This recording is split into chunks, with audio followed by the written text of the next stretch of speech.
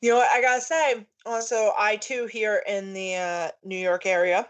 It's been very cold, and we lost our burner. Kind of took a shit this week, so I've been without heat for 3 days. I mean, we have like space heaters, but couldn't take a hot shower for 3 days. That's rough. So Jen's very thankful that we don't record in together. You didn't want to smell. No, it was fine. Yeah, in person, smell-o-vision. Woo. Yeah, I kept using dry shampoo. It was fine. Were your tips lower those 3 days? Thankfully, I didn't have work. That's good. I didn't have any work. Sunday was Valentine's Day, so I had no clients. It happened late Sunday night, so I had taken, thankfully, a shower Sunday before it happened. And then I worked Thursday, Friday, Saturday because those are like the busiest days. Yeah. So thankfully, the only two people who have had to, but now we have heat, so I have. Woo! So you're not gonna die. You're not gonna freeze to death. Yeah. Good, because I don't want to audition another partner, another co-host. What would the audition process be like? Oh, do you like to drink and talk about horror movies? Because that was kind of Hired. the audition Done. process we had with each other. So I'm just wondering. No, they have to pass the phone call test. You're just going to try to steal either Matt or Drew. Oh, totally. Or just the hijacking their show. Just hijack their, which, by the way, should something unfortunate happen to you, is also my plan. Yeah, that's fair. Yeah, that, or if John Gabris or Jason Mantzoukas, or it always comes back to Jason Mantzoukas every time. Always will. We always work him into a show somehow. He's got to feel either very special or very stalked at this point. Very scared, yeah. It's evoking some kind of emotion at this point. You know what the thing is? What's great is that Mr. Mantzoukas doesn't have social media, and I feel so he will. Now, he's never had it, so I just want to go on record as saying I never had the opportunity to be a crazy stalker fan on social media. He probably knows that, and that's why he doesn't have it. Is what he's avoiding. I was going to say, you are exactly why he doesn't have it. He's like, the women that do like me are going to be absolutely obsessed with me. Yeah. I better take it easy. First of all, he's adorable. Oh, he is. Second of all, he's very knowledgeable, which, as we all know, I really enjoy. Knowledge is sexy. Even when my husband is talking about the computer programming he does, ladies, I don't understand the word he's saying, but you're like, say it in my ear. Say exactly, because you sound real smart, and I like that in a person. And it's so funny because my husband doesn't consider himself a smart person, and then he talks about work, and I'm like, no, see the words you're saying? Those are words smart people say. Those are smart people words. So those are smart people sentences. I'm gonna go with that. And Mr. Mantzoukas loves the Gilmore Girls. Actually, he loves everything by Amy Sherman Palladino. So we could hang out and then watch some Gilmore Girls. The only problem is I'd have to be real careful about how I cooked because I love baked goods, and poor Mr. Mantzoukas is allergic to eggs. But I'm sure there's a lot of good egg-free alternatives. No baked cheesecakes for us. Boom. Done. And actually, can make us some ice creams.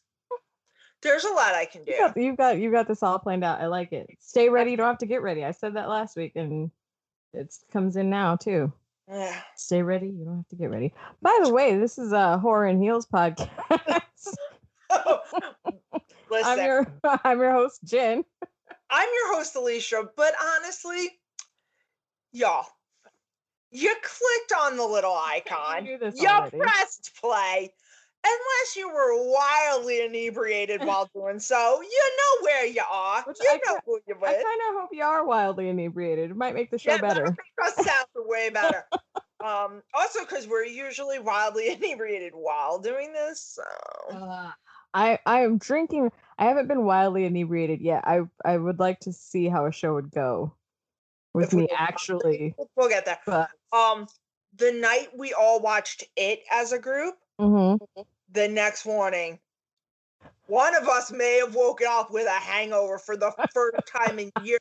Because not only was I drinking Jack and Coke, but I also have this lovely honey bourbon that I was doing, and I'm the only one who drinks bourbon in my house.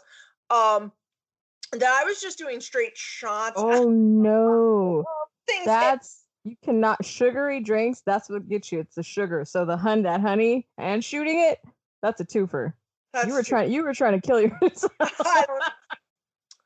Yeah, and we partied for 6 hours that night. So, yeah. Bad plan, people. Not gonna lie. But you had a blast. I did have a blast, and my beautiful husband went out and got me my favorite black and white cookie to eat while I was watching. Ooh, I saw some black and whites at Smart and Final the other day, and I thought of you. I was like, oh, black and whites. It used to be just a very New York thing, and then we kind of, like, you could, because my cousin from Pennsylvania would be like, can you get me black and whites on your way down? I'd be like, sure. I'd be like, but why? She'd be like, because we can't get them here. Like, but now they've infiltrated the others. Yep. This was like 20 years ago she asked me that. Yeah. But I'm just saying it used to be like a very New York food, and now just like our bagel, but that's a completely different conversation. Yeah. So the Shining miniseries follow-up cannot be found anywhere. Anywhere. I own it. Jen does not. Lest all of you are worried that Alicia's spending recklessly, I got it for $3 on Blockbuster clearance when it was going out of business. That's why I own this masterpiece. I was actually would want to watch it too. Hopefully it does stream eventually and I'll watch it. Or maybe your library has it. I could also do that. But so obviously if things aren't streaming, hard to get, and we don't like to do that to people. So we instead chose to do the 2019 Dr. Sleep, which is the direct follow-up to The Shining. If you have not read the book, spoilers for also the book. Yeah. Well, I will be mentioning what they changed. So we'll get into that. So basically what's happening simultaneously is she steals that little girl, and Danny is still youngin'. And the little Violet, the girl at the part. Yes. Okay. And Danny is literally almost right there. Obviously, something in the universe was protecting Danny, because the fact that they missed him, I believe very truly that when Danny was a kid, the spirits from the Overlook wanted him so badly that they were blocking the true night. Oh, gotcha. Yeah, that would make sense. Yeah. So I missed that he was near. So he was near Violet. Yes, you see it. So on the poster, it said there was a missing person's poster. Yeah. They pan to it right after Danny leaves. Oh yes, I remember that. Yeah, I remember seeing the missing poster because he's after he's talking to Halloran, right? Right. Now the biggest change, once again, Dick is alive at the end of The Shining. Yeah. He is alive at the beginning of this movie. Wendy and Dan have moved to Florida because they never want to see snow again. He says that on in the movie. And Wendy calls upon Dick to help Danny. Got it. She obviously has picked up on something. I mean, Dick comes to the hotel to help them. There's no way he could have known unless Danny had told. She knows. And this is the book, not the movie. the book. In the Yes. movie, he is made to look like a spirit. Yeah. Well, he is a spirit, because what the director did, and I think he did it very well. If you're not a person who read either of the books, and you are a diehard Stanley Kubrick fan, and now all of a sudden Dick Halloran's alive again, you're gonna be mad confused. Oh, I knew right away that he was not actually there. Like, But what I'm saying is, if they had made him alive, and you're only a fan of the movie version of The Shining. Oh yeah. Now all of a sudden a man we saw die in that movie is alive, you're confused. Oh yeah, I wouldn't know. Yeah, I Whereas we can just assume that in the interim he died. We as people, it's a much, they were trying to appease the book people and the movie people. Gotcha. Yeah. And I think they did a okay job of that. Yeah. I as soon as I saw him talking to Danny, I was like, okay, well, that's him talking to him after he died as a spirit. Right. I love the setup of boxing them in. I think that's amazing, and obviously it plays so well for the almost final scene, but the final climax. Yeah. I like the casting of Shelley Duvall.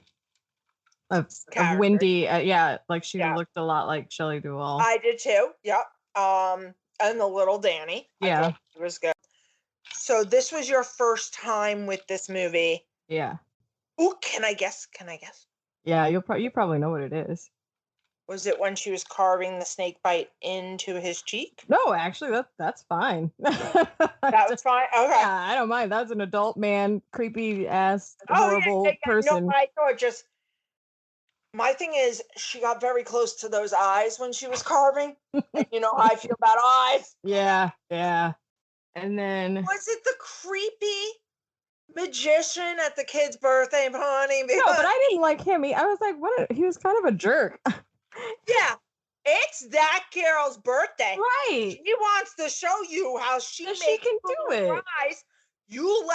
It's the birthday girl. So it wasn't just me, because I was mad at that guy. I was like, he's a horrible kid's magician. You don't talk to the kids like that. Like, you say, oh, really? You can do it too?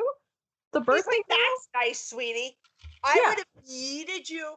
I would have put Abra down, and I would have yeeted that man. I would have been like, kids, I'm going to show you a magic trick. It's going to be me throwing this punk-ass magician into the street. Oh. I love, because it wasn't something I was like super paying attention to, but I heard him and I was like, that's not how you respond as a child's party magician. And I was like, am I the only one that like would catch that kind of thing? So I love you for that. I love that you noticed that too, because that bothered me. Bothered me a lot. I was gonna say, so her name being Abra, I thought that was interesting, because abracadabra, and I was wondering if that had any kind of correlation or intention. I don't know. I don't know if I missed the mention. To be fair, I read the book when it first came out, so I think we're talking 2013, 2014. That's when the book. I even had to look up a few things that I thought were wrong with them, or just changed so drastically in the movie, to make sure I was right, and I was. So I was glad I looked them up. The biggest thing, and I'm just gonna knock this out of the park, because I think. Were you able to guess why Abra and Dan could communicate so well? I hadn't, no, because I hadn't thought about it. See, this is the big thing that they omit in the movie that I motherfucking hate. She does call him Uncle Dan. Does that in the book too, to be fair, before they even know, but he is her uncle. Her mother is his half-sister that he never knew about. Oh, interesting. Yeah, they established that. That's why him and Abra's shine is so strong, because they come from the same shine lineage. And that is why their shine and pull to each other is so strong. Also, Abra's grandmother, the reason they figure that out is because she is in Dan's nursing home. Dan helps her pass over, and as she is passing over,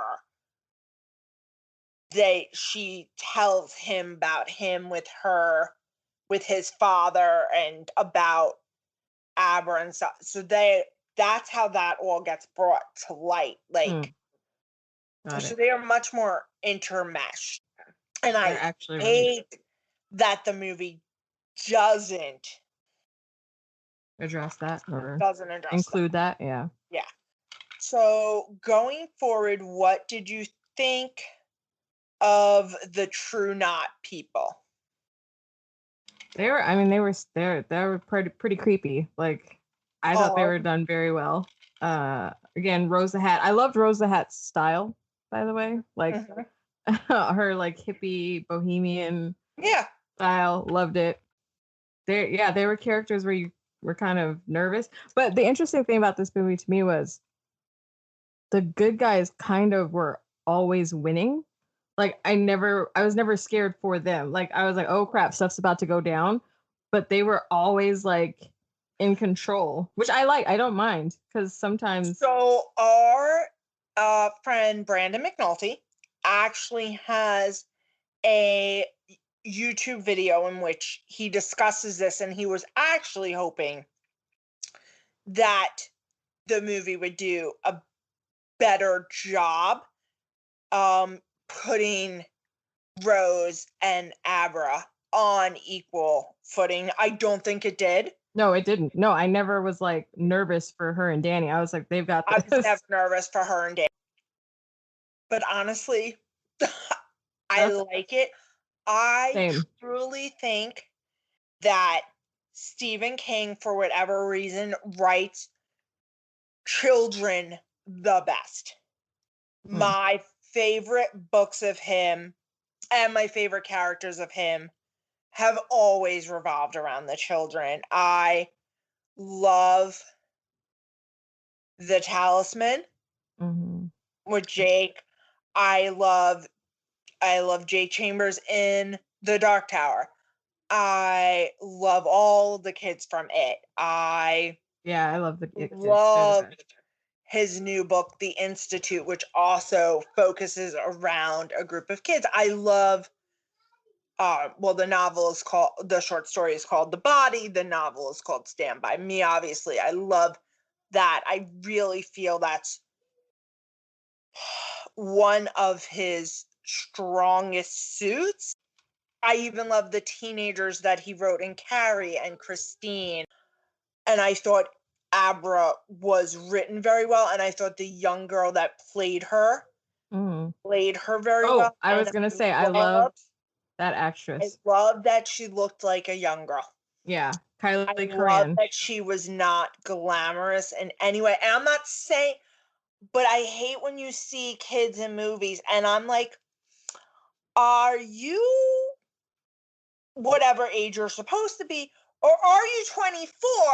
Because why is there 10 pounds of makeup on you and the sleekest hair I've ever seen? Yeah, like, the teenagers. It takes you out of them. Whereas in this, you're looking at a young girl, you're looking at a preteen, and like Snakebite. And now she's doing this to Lore but that's the kind of, you're like 15. I didn't look like that at 15. I don't even look like that now. I'm like, can you get some fucking acne? What the hell's happening here? Right? And I don't think teens now get acne. Beautiful girl, an amazing actress. Yeah. But that takes me out of it. So I'm so glad. And obviously, she needed to look like that to do what she did. And honestly, I loved her. And I kind of hate what the True Knot did to her. Yeah, I didn't like she was a good character. I mean, she was doing good technically. Right. She wasn't an evil person, and it was just, it was sad. That's one of the things, like, I don't know, are we gonna like go through the movie, or do you just want to like talk random? Do you know what I'm saying? Like, do you want to go Let's just through? talk randomly. I think. Okay. Okay. Yeah, the way they when they like took her to the camp and she's like, "Oh, you have to say that you accept it." I'd have been like, "Well, no, all right. Well, I don't want to breathe stuff in. I'm good." That part Right. was very, very creepy. I think just because this is such a great character-driven movie, it would probably be easier to talk about the characters than go linearly. Yeah. Um, Here, yeah. I loved Crow Daddy. Now, here's the thing. Is that her boyfriend? Mm-hmm. Okay. Or is that Hat's boyfriend? Yes. Yeah. Here's the thing. Let's skip ahead to the shootout in the woods so we can talk about the group just a little more. In the book, that entire scene does not happen. Mm. Um, It was kind of strange. It felt a little out of place for them to be fighting with guns. I was kind of like, that's interesting. Like, I wouldn't expect that's that. not how a majority of the group dies. They take a kid. When they drink him, they don't realize that he has the measles. So a bunch of them get the measles and die. Oh, because they're 'Cause they're hyper old. hyper old, yeah. Can't handle And it. then a bunch of them get upset with Rose for being so obsessed about getting Abra that they're like, we don't want to live this kind of life anymore. And they kind of just go off on their own. They don't die. Mm. Crow Daddy does stay. Crow Daddy does kill Abra. That scene happens in the book as well as the movie. And I just think it's just so cool how they go in and out of each other's heads. And I think the movie did a good job with it, but the book obviously does it. It's just so much Yeah. better in book form. So, but this is what I was saying about certain scenes in the movie, I think really showing the scope of Rose the Hat's character when her people are getting killed and dying, and you're seeing that actress's pain. I just thought she did Oh, she did an Yeah. amazing job with that scene. She was able to. She was one of those people, and very few actors and characters, for me at least, can do this, especially in horror, where you feel for them, Mm-hmm. but you also hate them because, and once again, I can't remember if this was touched upon in the book, but I have to assume, just looking at the ages of people, that one of the older people probably brought, and once again, I can't remember. So please, if anybody read the book more recently and wants to send us a tweet or something that I'm wrong, please. But I almost feel really should have just reread the book before we started discussing this. That Rose was probably brought in like Snake by Danny very young to the group. So this is the only way she knows how to survive. This is the only way she knows how to live and do what she does. And now somebody's threatening that. Yeah. Yeah. For whatever, that is, I think a lot of us can all relate to wanting to protect our family. Yeah. Now, obviously, the way they do that is gruesome. It's horrible. It's the worst thing ever. Yeah. We don't kill kids too. That was my line was not killing kids. My line was torturing, like hearing the kid be scared and torturing the kid. I was like, okay, that actually made me very, very uncomfortable. Because usually when kids die in movies, you either don't see it or it's quick. Right. Like Pennywise, when he attacks the kids in it's fast. They're gone.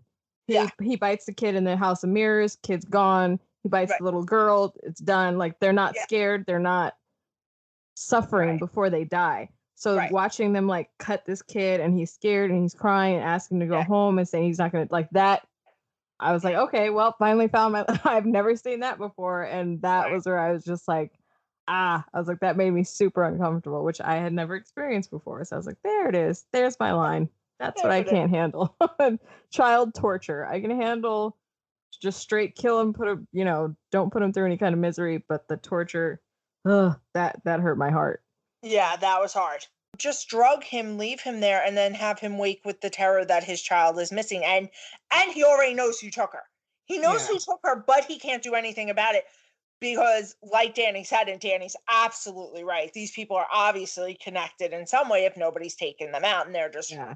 roaming around and they're not scared.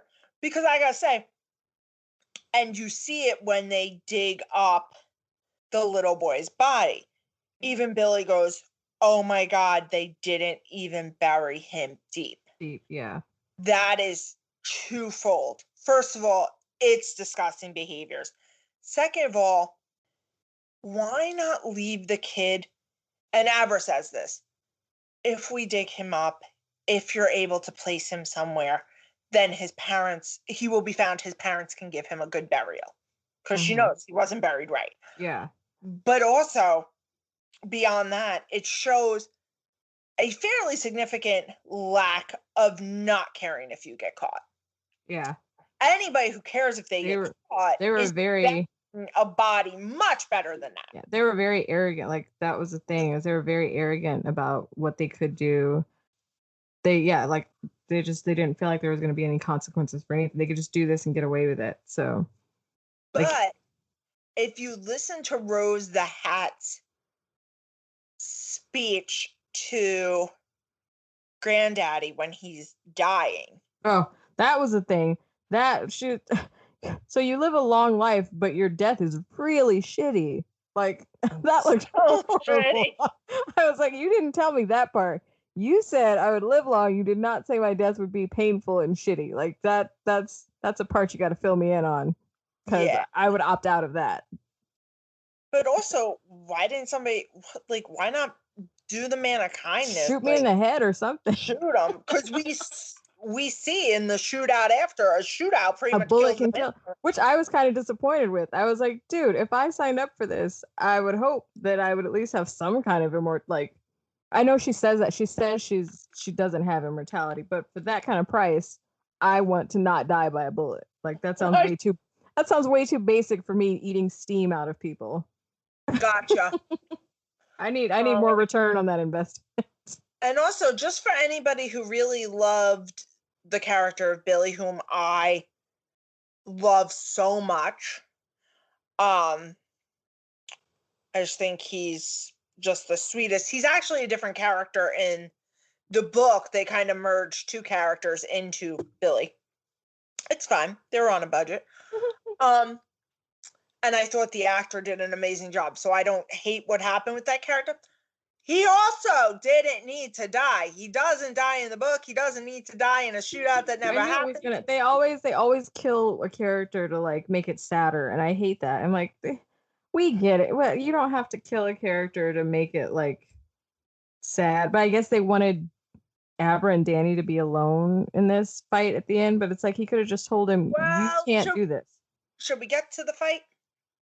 No. Let me see. Well, I feel like we're there. Once the death, once the shootout happens, we're there. Yeah. If I have anything else to say, we can go back. So if I have any, I'm just looking at my notes. But yeah, we can go back. So the final fight, you mean? Yes. So now, God damn it. In the novel, it burns to the motherfucking ground. So yeah, I was wondering about that, because I read that at the end of The Shining, the boiler room gets set off and it burns down. Yes. So in Dr. Sleep, that area is simply now a campground. They never rebuilt. It's now a campground. But Danny still feels very strongly that the area will still have power for him. He'll be able to unleash whatever lived there. He goes there and has it out. Abra is never there. Never there.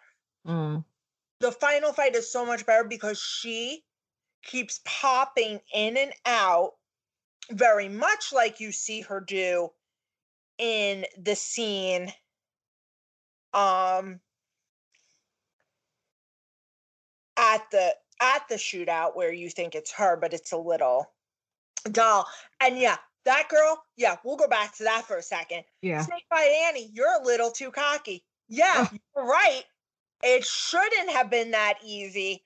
So why don't you slow your roll, exactly, and figure out? Think about this, because Rose the Hat already encountered her, which was one of my favorite scenes when she goes into Abra's head and looks at the filing cabinet and is like, oh, like she's got that cocky attitude, and then Abra wakes up and she's like, oh, he said you'd come back. I was like, yeah, yeah, and just traps her hand. That whole grocery scene, that was actually a good scene when she you see her astral plane. Time she gets her when out she sees when she sees Abra in the grocery store, and then what do you think, what kind of food do you get for soul eater people? Like, do they like Kraft mac and cheese? Here's Bud Light. I'm sorry. Like how? I'm over here eating souls. I'm not drinking Bud Light. But I feel like but on the other hand, if you eat souls, you probably do like Bud Light. Like if you think of it that way, like a soul eater would like Bud Light. Okay. What did I say last week? If you kill me, I don't want to be naked. What was that? That was my Bloody Valentine. Don't want to be naked. Guys, if you eat souls for a living and you decide you want to eat mine, I don't know why. I don't think it's tasty, but you do you. I have some requests, soul eater. You need to be at a minimum a whiskey drinker. You need to know what real pizza is, meaning you've eaten pizza in New York, and you can't like the New England Patriots. I've got limits. Fair. That's on my list. Or any team Tom Brady's currently on. These are my 3 requirements for you to eat my soul. And going along with the whiskey thing, also, I think it goes without saying, no fucking Bud Light. I mean, come on. I can't have somebody who's disrespecting their body so much they're putting Bud Light in it, eating my soul. I can't have it, Jen. That is fair. That is fair. For me, I guess it would be if you don't know how to drive, like you don't know how to use turn signals, you don't know how to turn right without coming to a full and complete stop. Here's my question. When you say don't know how to drive, it means somebody who has been given a license but drives poorly. Is on the road and should not be. I have friends and family who live in major metropolis areas who just never learned how to drive because they never needed to. No, I'm talking about like you are licensed. About fully licensed individuals who just drive like assholes. Yeah, because that's going to drive me crazy. You got to be very clear. Yeah, if I'm in your body and you're driving around, it's going to drive me crazy. If you come to a complete stop, to a complete stop before you turn right, I'm going to lose my shit, and it's just we're not going to have a good time. Oh gosh, what else would it be? Oh, I like that you had yours already. Like I actually have to but the Patriots thing, that one's definitely on my list. Sorry to any Patriots fans. We try not to exclude our audience, but we're not sorry. Listen, stop. You know who you are. You know who you are. Cheetos never win. Mm-mm. Also, my Jets never win. But we've never cheated. But they're not cheaters. And that's why they've never won, because they don't cheat. We lose ethically every year. We lose, but we can lose with our heads held high, knowing we never cheated. Oh, jeez. Yeah. Yeah. Think about it. I don't know how you had yours on hand, but I'm going to think about it. But we can move on, and then I'll come back to my list of things I prefer you not to do if you're going to eat my soul. Yeah. Also, Ewan McGregor is 50. Can we just give him a salute for... He's what? He's 50 this year. He'll be 50 next month. The same party with Jensen Ackles? I'm like, right? Get the fuck out of here, people. I was like, oh. Jensen. Did we ever look up Jensen's age? No, I didn't look up his age. But I was like, okay, Ewan McGregor. I was so happy when he got that haircut and sobered up. I was like, there's my Ewan. By the way, So yeah. So Ewan McGregor's hanging out in the Black Don't Crack town. And yeah, okay, so the white people don't age great. I don't know what to tell you, John. Yeah. Generally it's a thing. I don't know why. Oh no, I'm aging fantastically, I've been told. You look amazing. But you know what? Okay, so this is what I'm gonna say to all my fellow Caucasians. You all like to go out in the sun, especially my fellow Long Islanders, and tan to a point where you think you live in like the Caribbean. So you're just breaking down your skin cells. Yeah. And you need that. I who have a skin condition, so I like basically if I try to walk out without sunscreen and I accidentally burn, I will be completely blistered for probably 6 or 7 months wherever the burn occurs. So I've never left my house without sunscreen because of that. As you can imagine, I once got a bad sunburn on my back. It took 4 months for my flare to go away. You can imagine when you live like that, you are like, I never leave the house without a layer. Yeah. Even in the winter, I slather it all over my hands. Because the sun is still out. Like you still, you're getting UV rays. So I think, and my aunt too, she's always been afraid of skin cancer. So and of aging. She's never left her house without sunscreen. She as well looks fantastic for her age. I mean, the woman's also ran 5 marathons in her life, so I think that helps too. Skincare is importante. Yes. For looking good when you get older. Yeah. Unless you're a black person, then. Hey, so I'm light skinned. I still gotta do something. So I watch 911, right? I love that show. And Angela Bassett. Angela Bassett is married in that show to Peter Krause. Now, I just want to say, Angela Bassett, 62 years old. And Peter Krause, 62? Yeah. Oh Peter Krause is 55. He looks a decade older than her in the show. And I think he's a very handsome man. Oh, I'm so attracted Angela to Bassett, if I hadn't just looked that up and somebody said to me, how old's Angela Bassett? I'd go mid-40s, and they'd go, no, 62. No. No.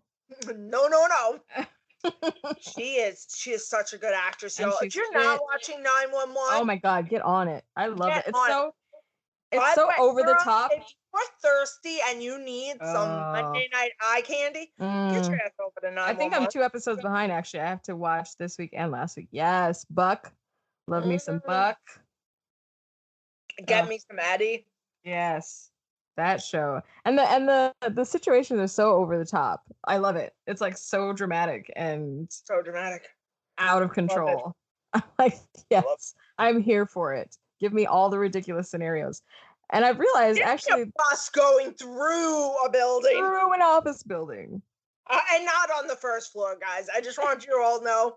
Not on the first floor. Physics make no sense. There's no rhyme or reason to the physics in this version of Los Angeles. And I'm okay with that. I don't need things to always make sense in my disaster shows. Like, I just want to see a disaster. I want to see hot men saving people. That's it. And that's the criteria. Beautiful women saving people and solving crimes. Yep.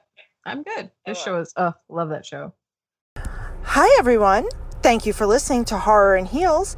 If you're wondering how we're making this podcast, we're doing it through Anchor. You can go to Anchor FM to get started. It's free. They have creation tools that allow you to do it right on your phone or your computer. I edit. I'm actually recording this while I'm in my car waiting to go to my next client. They make life so easy. They even distribute your podcast for you. You can be heard on Spotify, Apple, other sites. It helps you upload if you want to make a Patreon or anything. You can make money from your podcast with no minimum listenership. I know zero about formatting and doing this and that and the other thing, and Anchor makes it so easy. It's everything you need to make a podcast all in one place. If you want to learn more, go to the Anchor app or anchorfm.com to get started. Thank you and have a great day. So sorry, back to the movie we're supposed to be talking about. By the way, this week's episode, have some tissues, you're gonna cry. I don't cry. Especially if Buck is your favorite. No.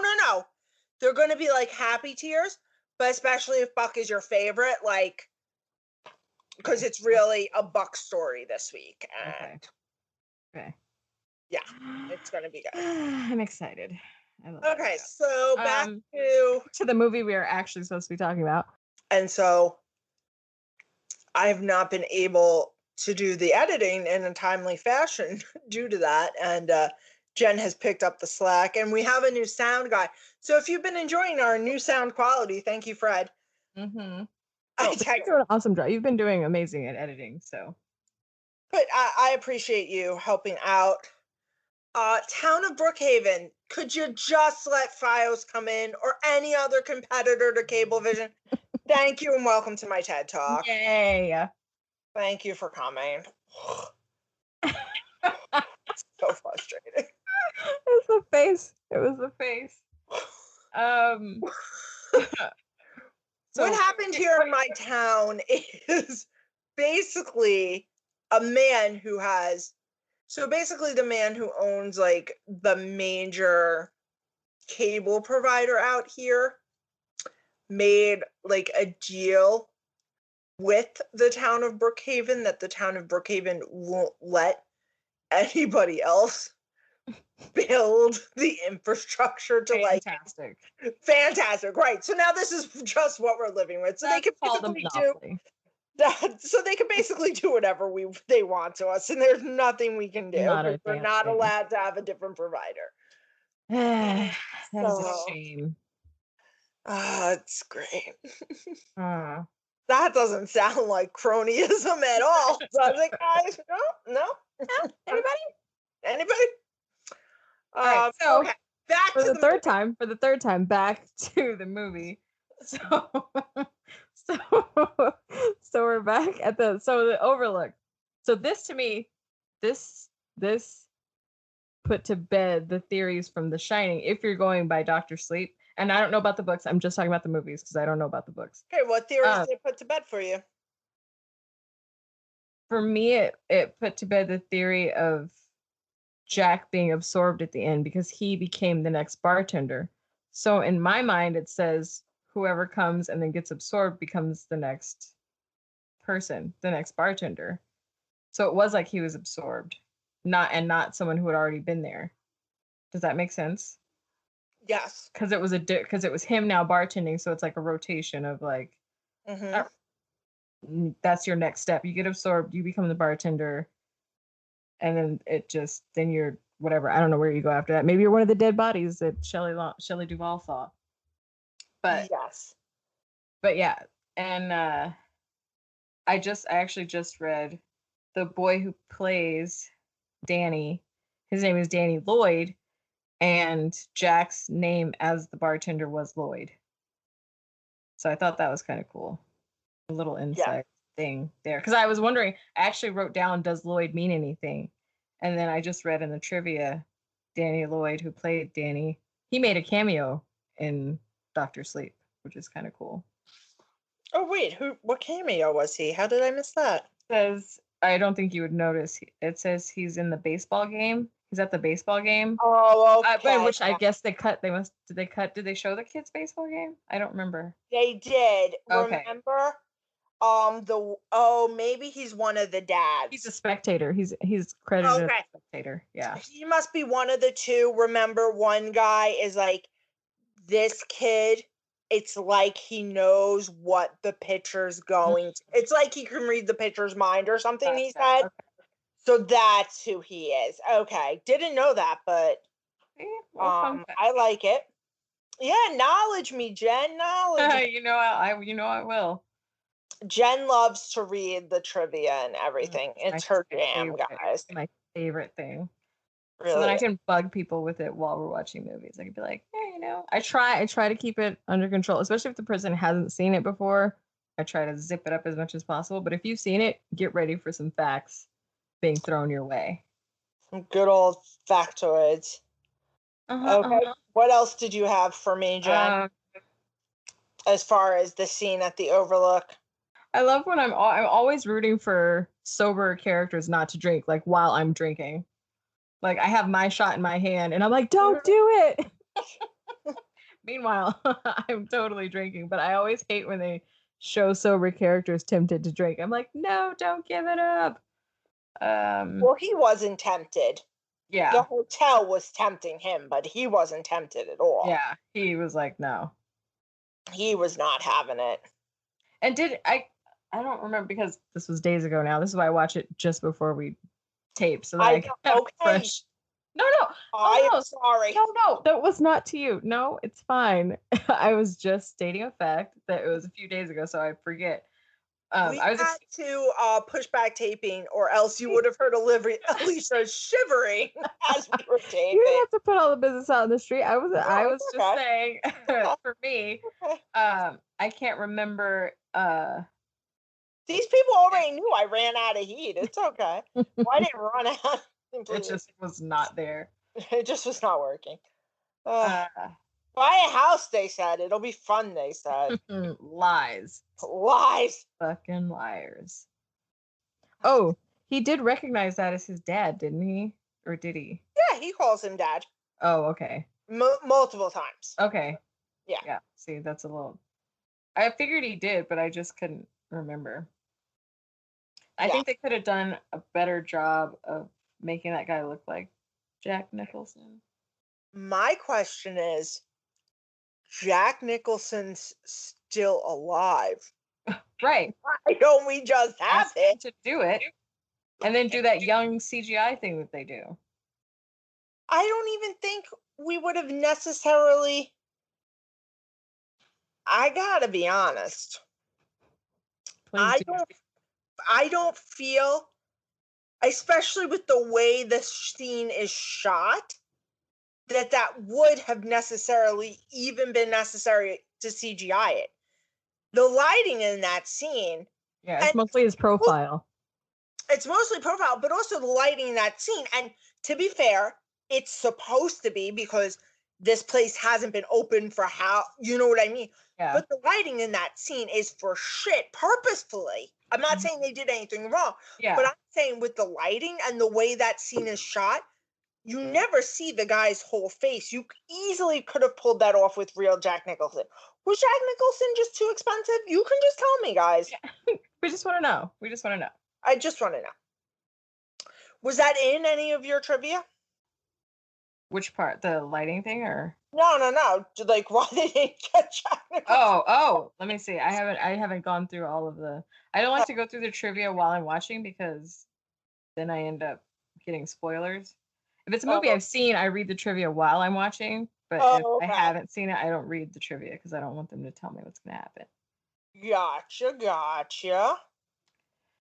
It does. Here's one interesting thing. So when Dan's car is driving onto the bridge in the woods on his way to the shootout, it's the sound of little Danny's trike on the tile in the halls of the Overlook. It's that sound. It's the sound from the original Shining. Oh, wow. That's pretty... I love that stuff. Like, that's so cool. I want to know how much they had to pay to get that carpet remade. Oh, yeah. I really want to know. Is that like the weirdest thing to know? Although, you know what? So many things have been made with that pattern. Yeah. Honestly, it's probably very easy to find now that I don't get why hotels get the weirdest pattern carpets. Like, why? It's always some strange paisley or like... Oh, well, I can tell you why. Oh. Not like stains? Yeah. Yes. Yeah. No, that's exactly it. Yeah. It's much easier to hide a stain. Yeah, I could see that. It's just, it always cracks me up. I'm like, wow, that is definitely a hotel carpet. Yeah. Well, also a lot of times too, to do it on the cheap, they ask like the carpet maker, like what they have overstock of, and sometimes they just take that. Mm. But yeah, I mean, you can even buy like that shining fabric on like Etsy to make like pillows and stuff out of. And I'm not saying I haven't considered it. I was gonna say that's kind of cool if you're actually a big fan of the movie. It sounds like Alicia's considered it, is what you're thinking. And I say that yes, I have. I like that though. I like being a fan of something and having it subtly in your like decorations, where it's not overt and it's not like, oh look, that's the typewriter from The Shining. Well, actually, that would be that kind of decoration would be cool. So it's like it looks like it's just a regular typewriter, but it's a typewriter from The Shining, and the pillows are from the patterns from the movie. I think that kind of subtle decoration. I do have Pennywise's face everywhere. You what? I have Pennywise's face everywhere. This is what happens when you own a cricket. Get a cricket?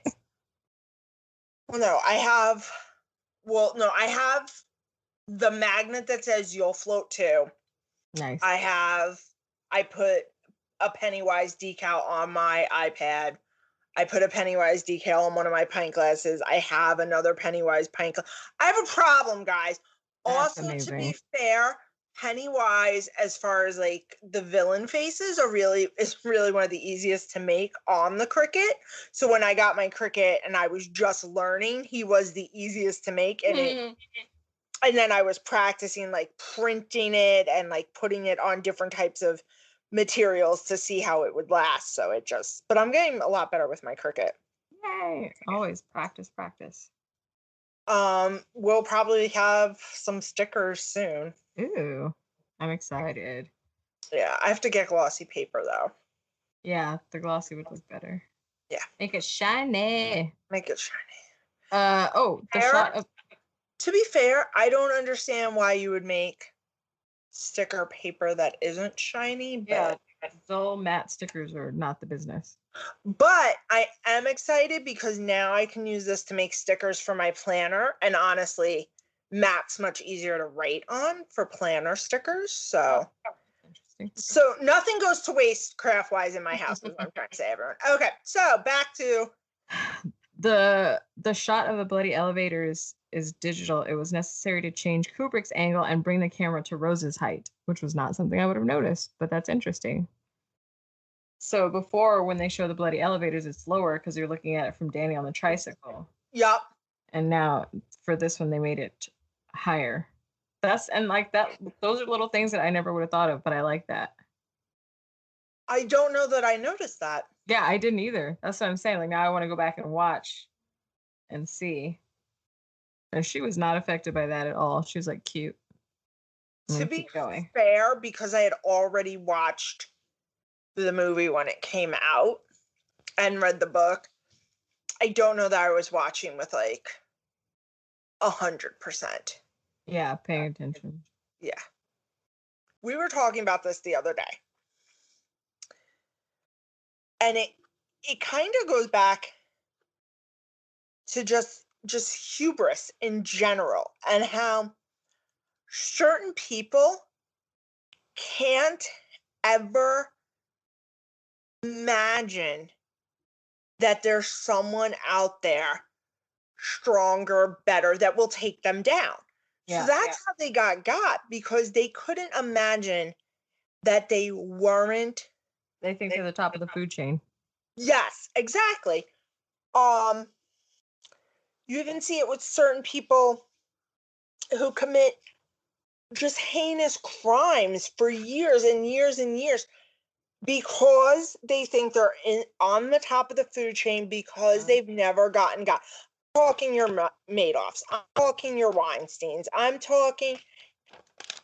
Even the Golden State Killer guy. Yes. I'm talking all these people. You existed for so long without getting your comeuppance that I think eventually you don't live in a reality where you think you ever will. And you relax and your guard is down and you're getting sloppy because you're not covering your tracks. Stephen King does a beautiful job of showcasing that in The Institute. how resting on your laurels because what you've done for so long has worked so well that you don't think there's anybody out there that could ever question what you're doing or take you down, that inevitably you get taken down, not because you weren't the best, but simply because you thought you were the best. You took your eye off the ball. Yeah, exactly. And I gotta say, in the Institute, when the person who has taken their eye off the ball gets their comeuppance, I do a happy dance every time. Every time. Yep, that's what you get. No, that's what you got. That's what you get. Because let's just minor spoiler: the person who gets their comeuppance is not the good guy. So yeah, ever. We should do an extra episode with like the top best comeuppances in horror. That would be pretty sweet. Oh, I have a trivia question for you. I don't know which direction to come at this from. So it says Halloran says Ka is a wheel dock. Do you know what that phrase is? Oh, of course I do. Yeah, that's what I figured you would. It is from the Dark Tower. Yep. Ka is destiny. Ka is a wheel. You cannot outrun Ka. Boom. I knew you'd know it. Atta girl. Well, I call my group of friends my Katet. You're part of my Katet. Katet, that's cute. Well, that's also from the Dark Tower. It's the people in your life that destiny has bound you to. Ooh. So you're part of my Katet. I like it. Well, yeah, in the Dark Tower, Roland's Katet is Jake, Eddie, Susanna, and then later Father Callahan. Mm-hmm. And I mean, a couple other people help him along his way. God, I really want to read the Dark Tower series again. I love it so much. But guys, it's a lot of pages. It's 7 books. Oh, Lord. It's 7 books. I'm going to get a total page count for you while Jen does her next thing. Yeah. We can always do it. So I love when Abra says to Rose, you don't know where you're standing. When Dan says it, and then when Rose says it, when Abra says it to Dan, I think such a fabulous phrase. It's like, it kind of goes almost along the lines of in the Dark Tower, you've forgotten the face of the Father. It's like, you don't know who you are, you don't know where you are, you don't know what you're dealing with because you've forgotten yourself. Because if your hubris wasn't up here, yeah, I'm doing that with my hand because for some reason I think we're a visual podcast. Just imagine my hand's really high, guys. Hey, we're having a conversation. I can see you. I get you. Jen can see me. But she did zero recon on where she was going to fight him. Listen, I don't assume in my life I'm ever going to be called basically a battle at the OK Corral. But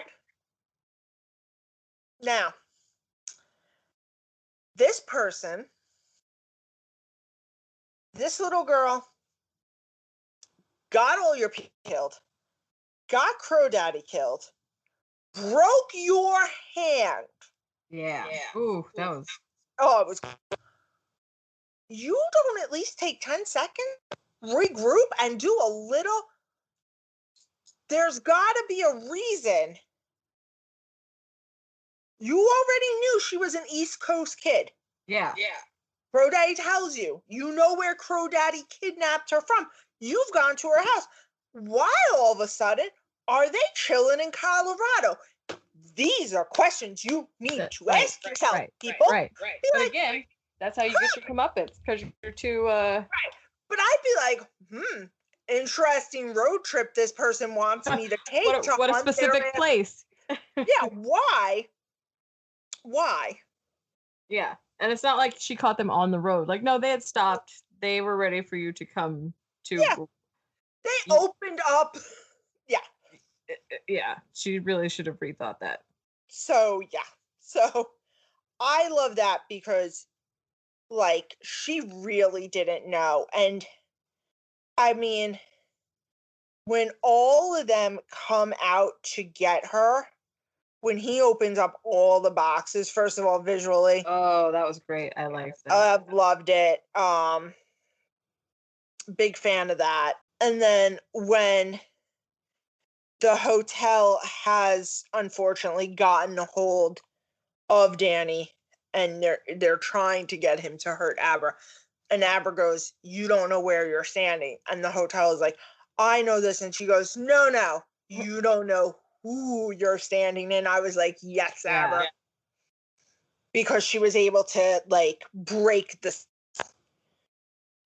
Because now the spirits are scared again of the hotel blowing up. Yeah. I also loved it when he was in the scene with his father. And he's like, "No, I know where everybody is. I'm the reason it's been quiet for years." So, what would you say was your favorite scene? I had a lot of good, interesting scenes. Like I said, probably the one where she flies. That was astro planing. I liked how she went. Like, do you have to come in all creepy? Like, though, like, can you just come in normal through the window or the door? Why do you have to come in all like parallel to the ground through the window? But yeah, I loved that scene and how she's like, "Oh, you should see mine. It's a cathedral." And then, oh, what do you know? Abra goes into her mind and shuffles through that cathedral, the files. Real quick. So fast. Like, you even described it to her. So, good job there, Rose the Hat. Yeah. Once again, like we both said once again, like, Rose the Hat was a formidable villain and scary for the most part, but I was never like, oh my god, I don't know how they're going to get out of this. Right. Because of what we just said, she went into their territory and wasn't aware or thinking about, oh my god, they were ready for me. So yeah, at no point was I actually terrified or thought maybe they wouldn't make it out. Okay. Yeah. No, me either. I also thought her telling Danny he tasted like whiskey was kind of messed up. I was like, "Ma'am, he is sober. He does not taste like whiskey." That's just rude. That's just rude. I hated how she kept calling Hansel. Yeah. Don't be flirting with him. He just killed your cow. But it's Ewan McGregor, so I actually can't be too mad at him. He's pretty hot. And then she was like stripping for him. She like took her jacket off. I was like, okay. Now she's trying to turn him. Yeah. Oh, turn him on is what she's trying to do. No, she wanted his power. Yeah, I know she did. That's what I'm saying. Power. His power. And then she got face fingered by one of those it stuck her hand in her face like the thing. Yeah. In the 1980 thing where the fingers go in the face. I was like, that's another way I don't want to go. Don't stick your fingers in my face. That's gross. We're being real specific. Real specific. At some point when we are brutally murdered, the guy's gonna be like, "Listen, I've never drank Bud Light. I've never rooted for the Patriots. I've eaten New York pizza. They were fully clothed. I didn't stick my fingers in their face. What more could I have done for these women? I am the most polite serial killer ever. They asked me to." That's terrible. And his lawyer's gonna be like, "I do have proof that they said if you kill me." So we would like 50 to life instead of just straight life. Yeah, thank you, Your Honor. Thank you, Your Honor. They are alive. They are fine. I hate the ending. I was gonna say I don't like them killing Danny personally. You know he doesn't die in the book, correct? No, I don't know. I don't know anything. In the book, we fast forward 15 years, and he has been 15 years sober. So I guess we have fast forwarded 14. Yeah. He is celebrating his 15 years of sobriety, and they are celebrating Abra's birthday. Her father, sister, her mother, him. People live. They're all Nice. having a great life. Things are good. Abra's in things are great. Okay, things are Interesting. fine. Yeah. It kind of is spoilers for The Mist. Spoilers for The Mist. You've seen the movie The Mist? Oh yes, that movie is hilarious. The ending of the short story, they have safely gotten out of town. The four main people who left the hotel, the supermarket together. Well, I guess the five main people. If you include the little boy.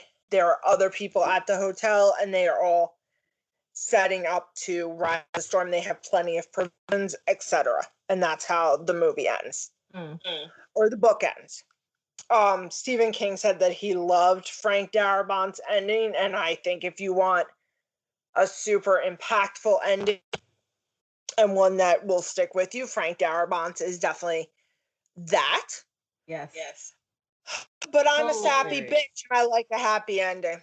I'll take a happy ending, but that ending, I will say, is one of the funniest movies. Me and my brother cracked up. We were like, "Are you serious?" Because I don't know. I'm like, should we wait? Because is The Mist? Are we going to talk about that at any point? Probably not. Well, that ending. We might, guys. I don't know why I said it like that, but yeah, I don't know. But it was hilarious because they hadn't even like been through this for like, it wasn't like days and they were running out of food. Like they just ran out of gas and there's like hundreds of cars around that were just abandoned. There wasn't even a monster like banging on the windows.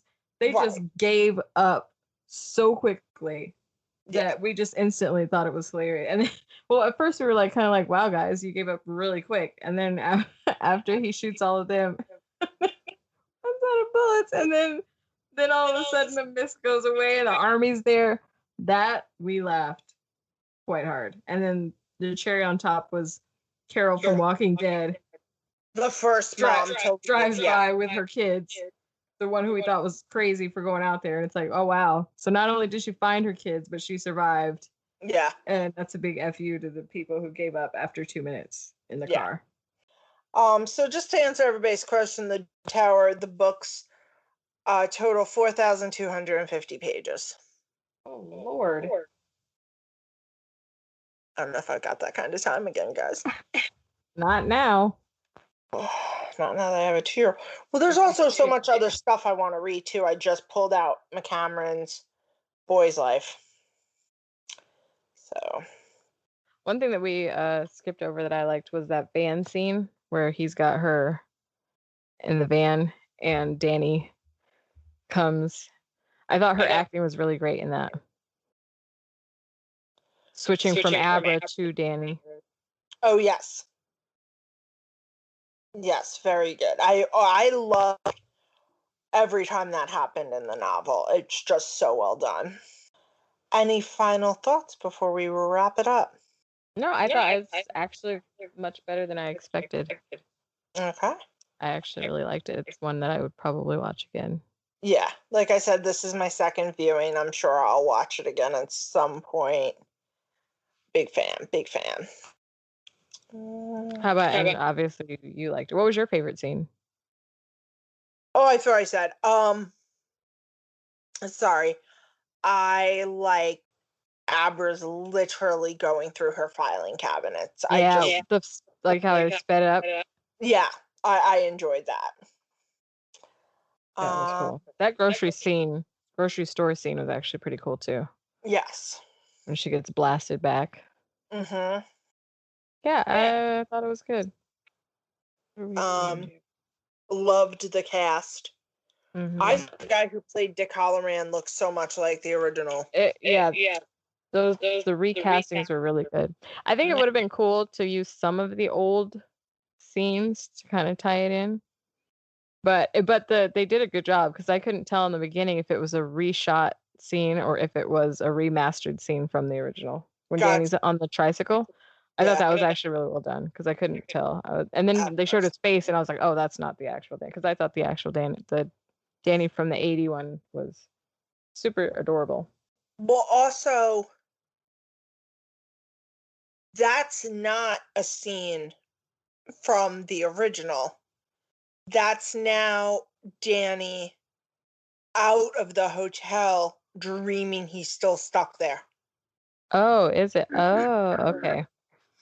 That's also why they don't use them, is because if you see, they've moved. Danny is grown in that shot to look exactly the way he looks when you see him when he wakes up from the dream. Mm-hmm. It's him perpetually dreaming that he can't Okay. get out of the room and that they're coming for him, which is why Wendy calls upon Dick and Dick tells him to put them in the boxes. I believe he called her a bitch. He said, "Put that bitch in a box." Yes, he did. Very appropriate. Oh, totally. And I did. It was creepy to see her come out because in the '80 version, we just see him stop at the hotel door at the 230 door 237, and then it clicks. It not clicks, but cuts away, and then in this one we saw the door actually open and that creepy ass woman come out of the door. And I was like, ugh, she's so creepy. And then she's in there when they're in the little motel, and she's in their bathroom. Like, no, bitch, you're not helping to pay our nightly fee here. Like, you can't just chill in the bathroom. And then Danny just goes and handles it. You saw in the end whose bathroom she was chilling in. Oh yeah, she was in Abra's bathroom, and Abra handled her also. Oh yeah, yes. I like that. It's just no fear, no nothing. Just went in and shut the door. See, so if I were the ghost, as soon as she shut the door, I'd be like, you know what? I'm in the wrong house. Yeah. Once a child starts walking towards you and you're supposed to be a scary ghost thing, yeah, that's when you got to just call it. Say, hey, you know what? I'm in the wrong house. Let me go find somebody else to bother. Yeah. Because you're obviously not the one to be fucked with right now. Yeah. Yeah. But here's the thing, too. Danny says at one point that the last one came for him however many years later it was, and he put him in a box and he was shocked. When you all see, like, I'm a self-preservationalist. After, like, the first 2 or 3 ghosts left to try to get him, and they clearly failed. They're not back. There's no doing. You failed. I don't see you anymore. Yeah. You failed. I'm done. I'll just lay low. I'm not getting whatever happened to you that you didn't return. That's enough of a warning for me. To me. That's good enough. Exactly. So, once again, these ghosts were not original New Yorkers. They didn't have a self-preservation mentality. I'm not gonna come find you. Like, they got you. You're dead. It won't do me any good to go find you. I love that Danny gets sober and, like, really turns his life around after hitting rock bottom. Like, you know, is just. Oh yeah, I like that. Yeah, when they fast forward and show him 8. It was the 8-year trip, I think. Yeah. Yeah. Now the interesting thing too is, if you notice, Abra says to Danny that her parents have problems. In the book, the doctor that leads the AA meetings. By the way, that poor guy just getting typecast as a doctor all over the place. He's the chief surgeon on The Resident. Does a very good job. But I'm just saying, typecast. He's got that presence about him. Yes. And I just love him. And I think, you want to talk about Silver Fox? That is handsome. He is definitely aging well. He was in Double Jeopardy, I think. That was him. Okay. Have you seen that? Well, let's see if that was him. No, I have not. But we'll give it a little. Find out. We can look. And in the meantime, I'm going to give you a little more trivia. Okay. So when Abra's looking at the missing persons report for the baseball boy, it says that he disappeared on September 21st, which is Stephen King's birthday. You didn't want to wait for me to answer that. You just wanted to say. I thought you were quizzing me. I was, but then you were staring at me, so I thought maybe I was like, oh, maybe she doesn't know. No, I knew. This was like, it took me out for a second. I was like, oh. Yes, he was in Double Jeopardy. Yeah, I like that movie. Yeah, he's Canadian. Why are How so old many? do you think he is?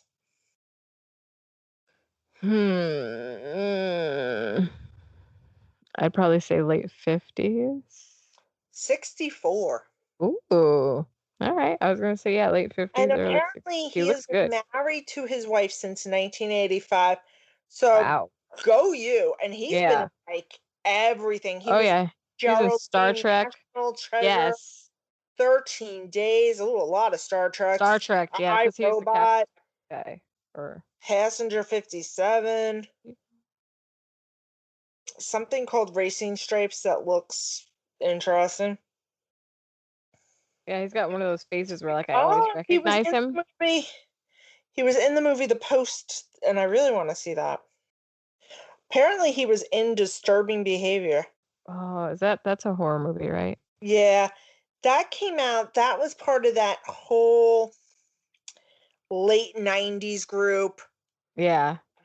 Like The Disturbing Faculty. Behavior. Yeah, that's the one I was just going to mention. Yeah. It's all. Oh! Interestingly, you can watch it now on Pluto for free, everyone. So. Oh, what, The Faculty or Disturbing Behavior? This is funny. I didn't know this, but he plays a doctor in that too. Dude, you've been typecast. He's a good doctor. He's a good doctor. Oh god.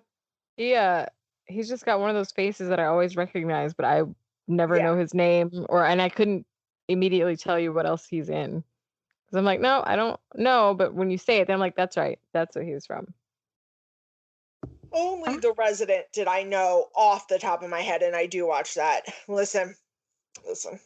Matthew Trutry, or pronounce your last name.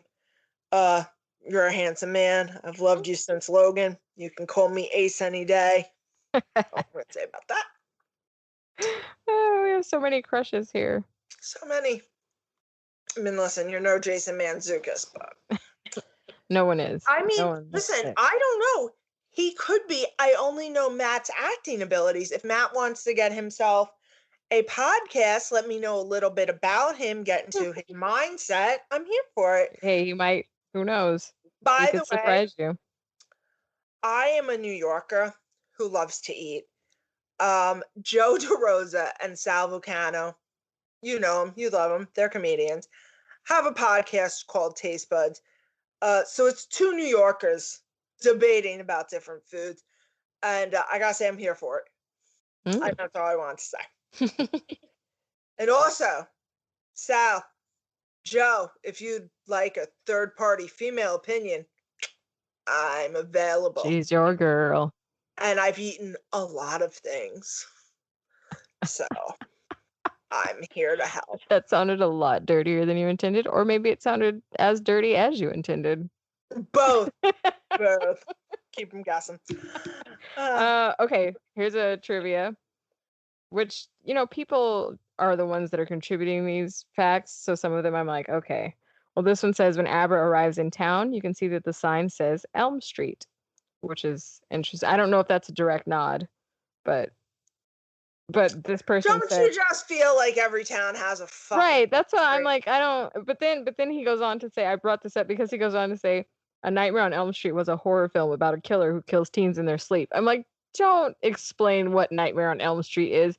If someone is reading this trivia and doesn't know what Nightmare on Elm Street is, they need to immediately stop and go somewhere. Go away.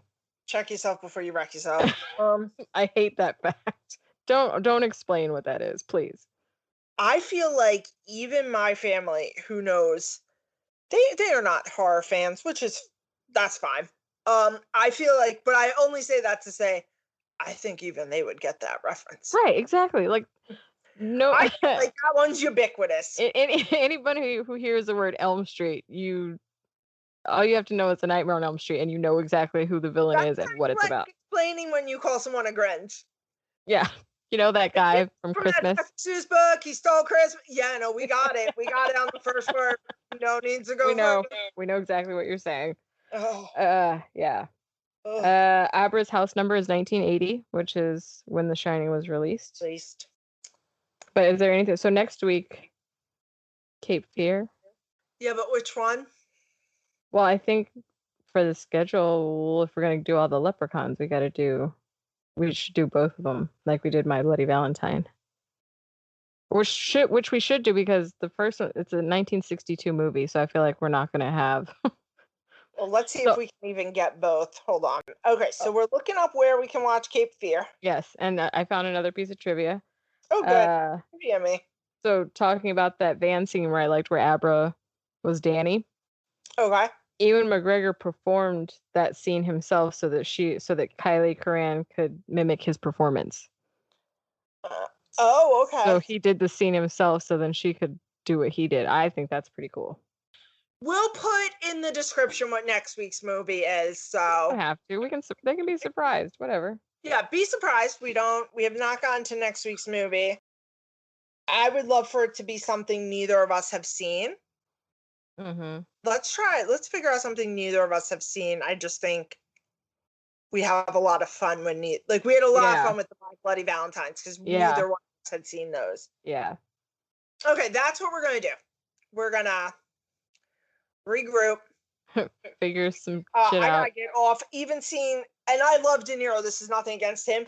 It's just he did such a good job of being so creepy that whenever I see the stills of him, just in that movie, it all comes back. And I remember when my grandmother went to see it in the theater with her friend, and she came back home and she said to my father, she's like, yeah, no, I'm creeped out. And my grandmother, not a woman that I had ever seen, like, not that she watched scary movies or anything in front of me, but she just always seemed like this woman that nothing would scare her. I mean, the woman killed a bee with her bare hand. Oh yeah, I do remember that story. So, this is who I lived with. So to hear her say that movie creeped her out, I think it always had a stigma stuck in your head. It stuck with me, and I gotta say, it lived up to it. I was sufficiently creeped out. Oh, he's so gross. I need to now I want to watch it again.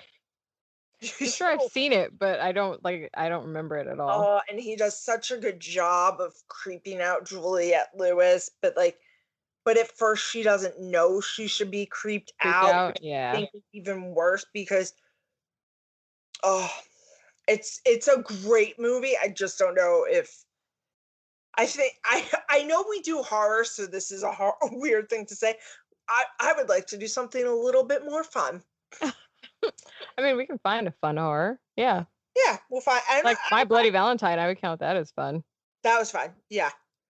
Okay, so next week we're gonna make it a surprise. It's a surprise to us. Hey. We'll pick something. We'll pick something before this releases and put it in the notes so that if you want to watch before next week, you have time. So how many heels do you give it out of 5, Dr. Sleep? I give it 4 out of 5. That's fair. I thought it was very well done. I thought the acting was fantastic. I don't know if I hadn't read the book if I would not have given it a 5 out of 5. But I don't love some of the things they changed. Once again, that was my problem with The Shining too. So I'm sticking with my theme. As a book connoisseur. As a book connoisseur. But once again, Ewan McGregor's fabulous face can really, I mean, he was making a stone cold killer turn there. I mean, she was stripping, so yeah. I mean, he alone was giving Rose at least a 3 out of 5, so I gotta give him a 4 out of 5, right? Sounds fair to me. Good. Jen? No, I would agree. 4 out of 5. I would watch again. It was Once enjoyable. again, I you liked it. watch again for Ewan McGregor's face. It was, guys, literally, she texted me. I think she also forgets about time differences because it was like almost midnight my time, and she knows Mama goes to bed early. Oh no, I just expect you to read it in the morning when you wake up. Which I do. So as long as, I say that to everybody. People are like, well, don't get mad that we text late. I'm like, no, I put my phone on do not disturb like a normal person.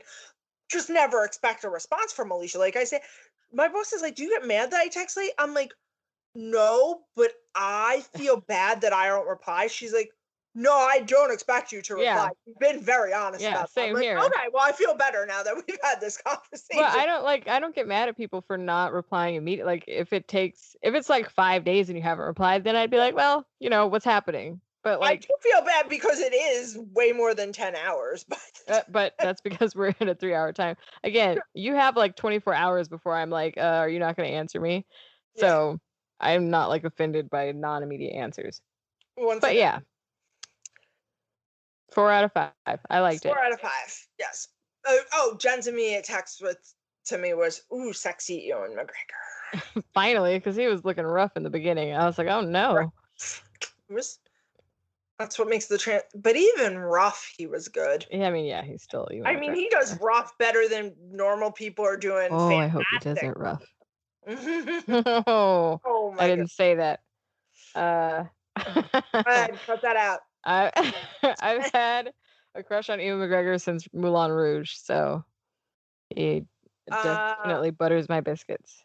Never seen Moulin Rouge. Well, you don't like romantic movies, so. Correct. That would make sense, and I wouldn't say you should watch it.